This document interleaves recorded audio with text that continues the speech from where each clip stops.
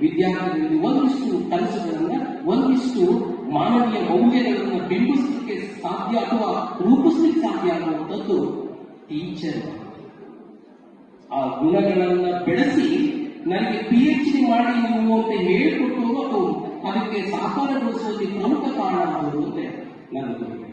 ಹಾಗಾಗಿ ಈ ಮೂರೂ ಜನರು ಕೂಡ ನನ್ನ ಬದುಕಿನ ಶ್ರೇಷ್ಠ ವ್ಯಕ್ತಿ ಅಂತೇಳಿ ಹೇಳಿಕೆ ತುಂಬಾ ಗರ್ವಾಗುತ್ತೆ, ಹೆಮ್ಮೆ ಅನಿಸುತ್ತೆ.